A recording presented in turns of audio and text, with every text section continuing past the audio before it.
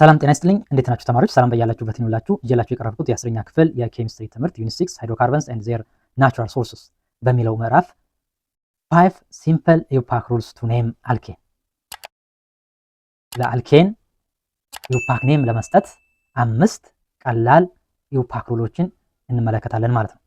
ኢውፓክ ማለት በዝርዝር ኢንተርናሽናል ዩኒየን ኦፍ ፒውር ኤንድ አፕላይድ ኬሚስትሪ ማለት ነው።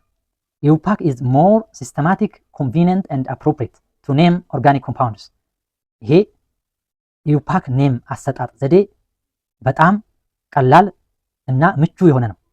The 5 simple IUPAC rules are: the first, locate or select the longest continuous chain of carbon atoms. የመጀመሪያው longest continuous chainን እንመርጣለን። longest continuous chain parent chain የሚባለው ነው። parent chain 1 2 3 4 5 ካርበን ነምበር አለው። 1 2 3 4 5 6 ከዚህም ወደዚህ ስንመጣ 5 ነው፣ ቀጥታም 5 ነው። ነገር ግን ይሄ 6 ነው ማለት ነው። ስለዚህ longest continuous chain this one longest continuous chain ይሄ ነው ማለት ነው። ስለዚህ ይሄ longest continuous chain ምን ይባላል? parent chain ይባላል። ሌሎቹ እነዚህ ምን ይባላሉ? side chain ይባላሉ።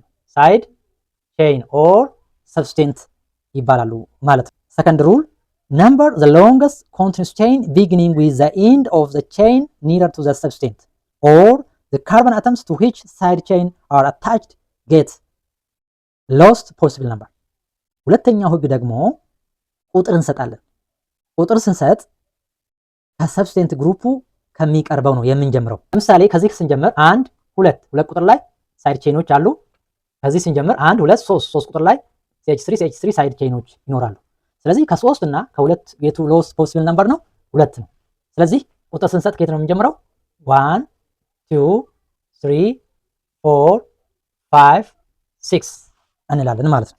The third rule, designate or indicate the location or the position of substituent group.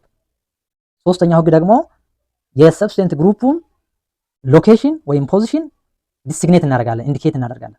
ያ ማለት ለምሳሌ ሁለተኛው ካርበን ላይ 2 CH3 ግሩፕ አለ፣ ሶስተኛው ካርበን ላይ ክሎሮ አለ ኦር ክሎሪን፣ አራተኛው ካርበን ላይ 2 CH3 ግሩፕ ይኖራሉ ማለት ነው። If the same substituent appear more than once, use prefix di, tri and tetra. አሁን ሁለት እና ከዛ በላይ የሆኑ ሰብስቴንት ግሩፕ ወይም ደግሞ ሳይድ ቼን ካሉ ዳይ ልንጠቀም እንችላለን፣ ትራይ ልንጠቀም እንችላለን፣ ቴትራ ልንጠቀም እንችላለን። ለምሳሌ CH3 1 2 3 4 ነው፣ ተመሳሳይ ናቸው። ለሰብስቲንት ግሩፕ ነው ቴትራ የሚባለውን ፕሪፊክስ ልንጠቀም እንችላለን ማለት ነው። when fluorine chlorine bromine iodine appear as substituent group፣ እነዚህ ሰብስቲንት ግሩፕ ከሆኑ ደግሞ ለምሳሌ ክሎሪን አለ እዚህ ጋር ክሎሮ ብለን ልንሰይም እንችላለን ማለት ነው። ፍሎሪን ከሆነ ፍሎሮ፣ ብሮሚን ከሆነ ብሮሞ፣ አዮዲን ከሆነ አዮዶ ብለን ልንጽፍ እንችላለን ማለት ነው በኢውፓክ ሩል መሰረት። The fourth rule, numbers are separated from each other by comma. በኮማ ነው የምንለየው። And also numbers and substituent names are separated by hyphen. hyphen የሚባለው ደግሞ ዳሽ ማለት ነው። Fifth and the last rule, arrange the names of side chains before parent name in alphabetical order. እነዚህን ኔም ኦፍ ሳይድ ቼን ለምሳሌ ይሄ ሜታይል ግሩፕ ነው፣ ይሄ ደግሞ ክሎሮ ነው። እነዚህን ሜታይል ግሩፕ እና ሜታይል እና ክሎሮ አልፋቤቲካል ኦርደር የሚቀርመውን እናስቀምጣለን ማለት ነው። ስለዚህ ከሲ እና ከኤም የቱ ይቀርማል? አልፋቤቲካል ኦርደር ኤቢሲ ሲ ይቀርማል። ስለዚህ ክሎሮ ቅድሚያ ይሆናል ማለት ነው። እነዚህ ሳይድ ቼኖች ኔም ኦፍ ሳይድ ቼን ከፓረንት ኔሙ ይቀርማሉ ማለት ነው። ፓረንት ኔሙ ምንድነው? ሄክሴን ነው። ምክንያቱም ነምበር ኦፍ ካርበን 6 ስለሆነ ማለት ነው። ሄክሴን ብለን ልንሰይም እንችላለን ማለት ነው። አፍተር ዛት ኔም መስጠት እንችላለን። ስለዚህ ቅድሚያ ማን ይጻፋል? ክሎሮ እንጽፋለን። ክሎሮ ካርበን 3 ላይ ይገኛል። ስለዚህ 3 ሃይፈን ክሎሮ እላለሁ ማለት ነው። ምክንያቱም words and numbers can be separated by what? ሃይፈን 3 ክሎሮ እላለሁ። ከዛ በኋላ ሃይፈን፣ ምክንያቱም ቁጥር ልጽፍ ስለሆነ ሁለት ቁጥር ላይ ካርበን 2 ላይ ምን አለ? ሁለት ሜታይል ግሩፖች አሉ 2,2 እላለሁ ማለት ነው። አራት ቁጥር ላይ ሁለት ሜታይል ግሩፖች አሉ። ስለዚህ 4 እላለሁ ማለት ነው። አፍተር ዛት ስንት ሜታይል ግሩፕ አለ? 1 2 3 4 አለ። ስለዚህ የምንጠቀመው ፕሪፊክስ ምንድነው? ቴትራ የሚለው ነው ማለት ነው። ቴትራ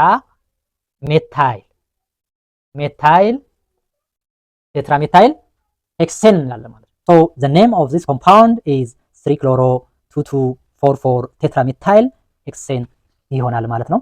ጥያቄ አስተያየት ካላችሁ ኮመንት አድርጉልኝ። ስለተከታተላችሁኝ በጣም አድርጌ አመሰግናለሁ።